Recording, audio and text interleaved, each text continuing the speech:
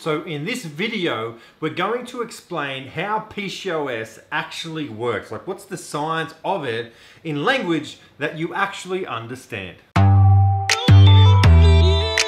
So it's very likely when you were diagnosed with PCOS, either one or two things happen. Number one, your doctor simply said you had PCOS and sent you on your way, or he or she may have explained PCOS a little bit to you, but in doctor's terms. So you were like, well, all right, thank you. I have no idea what you just said for the last 5 to 10 minutes. So with this video, I want to explain the complex science of PCOS to you, but I want to explain it in a way that you actually understand and you start to take in and it starts to make sense. So maybe this is a video you want to save, you want to watch a few times because look, this stuff is complex. There are multiple things happening in PCOS. So it will take a while for you to get your head around how it all works.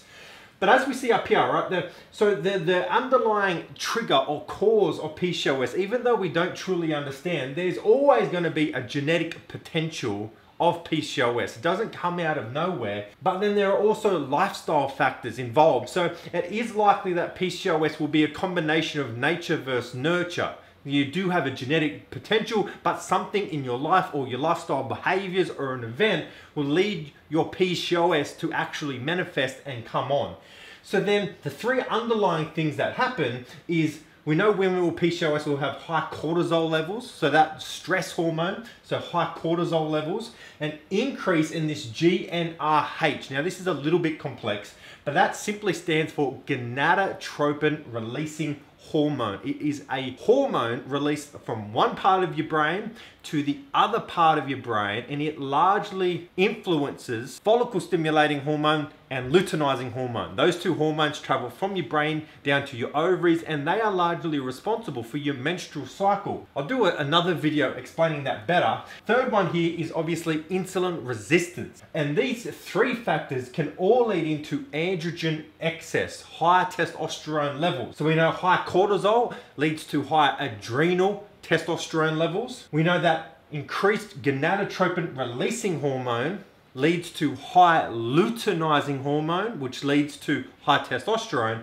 And we also know that insulin resistance leads to high insulin, and high insulin causes the ovaries to overproduce testosterone. But if we're looking at insulin resistance, we can see here that the symptoms of insulin resistance will be weight gain, low energy level, high hunger levels, and inflammation. I also forgot to put there sleep issues, because sleep issues, which is a very common symptom of PCOS, are largely being driven by insulin resistance. So these three factors are leading into androgen excess, which is responsible for some of the hallmark symptoms of PCOS, including male-like hair gain. So face, we're talking about chest, belly, lower back, hair loss, androgenic alopecia, so especially on the scalp, and also acne. Some of the more unwanted symptoms of PCOS are being driven by androgen excess.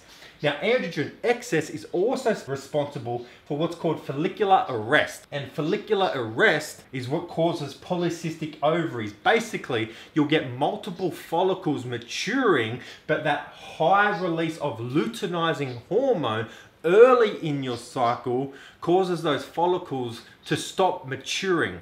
Those follicles that are not maturing turn into polycystic ovaries. They aren't necessarily cysts, they are unmatured follicles. Follicular arrest is also what's responsible for anovulation, so not ovulating. And from there, we're having fertility issues, decreased endometrial health. We know if you're not having a regular cycle, that can lead to endometrial cancer over time, and irregular cycles, of course. And then all of these factors combined is what results in depression, anxiety, and mood issues that far too many women with PCOS have to put up with. So I hope this makes a little bit more sense. Maybe you want to screenshot this and start to work it out. As I said, maybe you want to watch it a few times, but I wanted to make this video to start better explaining PCOS to you, because I just feel like there's just not enough education on how PCOS works. You know how you're experiencing it, you know what you have to put up with, but I just want to give you that underlying science behind it. So you're like, well, I know now that these symptoms I'm experiencing are being driven by these underlying factors, and then we can start to create solutions for you. So I hope you enjoyed this video. If you have any questions at all, let me know in the comment section below, and I'll see you on our next video.